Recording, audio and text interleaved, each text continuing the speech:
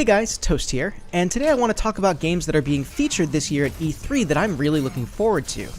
Now E3 is just a few short weeks away on June 14th to 16th, and while there's going to be a lot of new games announced I'm sure, I want to focus today on the games that have already been announced and that are confirmed to be there in either a playable or non-playable form.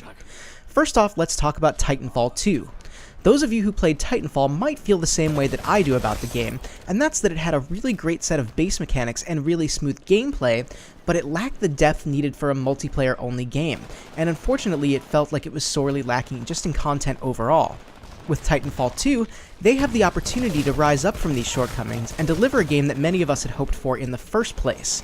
Weston Zampanella, the former heads of Infinity Ward, definitely have the talent and the experience to create another outstanding hit game like COD 4, they just need to really focus on perfecting the basics and really deliver in the areas of content.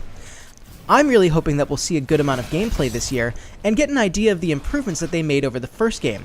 Who knows, maybe we'll even see if they actually have a campaign this time around. Moving on, I can't wait for Mass Effect Andromeda. I've been a really avid fan of the Mass Effect games, and have been waiting patiently to see what they'll be able to do with the next installment, now that the PlayStation 4 and the Xbox One are essentially the baseline technologies that the game will be built on. Without the last-gen consoles holding it back, I'm anticipating that we're going to get to really see a nice leap forward in terms of graphical prowess and overall mechanics. Many people, myself included, felt a little bit slighted with the end of Mass Effect 3, so this is BioWare's chance to redeem themselves in that aspect. I would like to make also just a quick nod to Battlefield 1, which is also due to be shown at E3. Pretty much every Battlefield fan is, of course, excited to see this game, and I am absolutely no exception. I'm really excited to jump back in time and move away from the modern era of warfare, or near future, and get back to the basics. It's been a long time since we've seen a really great AAA first-person shooter that focuses on either the World War II or World War I era. Now I'm really hoping to see some actual gameplay at E3 and get an idea of how the game's going to flow given this large change in both era and technology that's going to be used. I would like to mention quickly that Call of Duty is also on the list, but I want to state this very clearly, I could not care less or be any less interested in the new installment of Call of Duty. I'm pretty much solely interested in seeing them this year to see more of the COD 4 remaster. While they have said that the game will only be available in conjunction with the new Call of Duty, I suspect that Activision will change their minds in the fairly near future and realize that the game could make far more money by selling COD 4 as a standalone game as opposed to an add-on. And let's be honest, it's an add-on to what's likely to be a pretty unpopular game comparatively to the other Call of Duty games. If or when the COD 4 remaster does release individually, that's definitely something I would purchase without hesitation.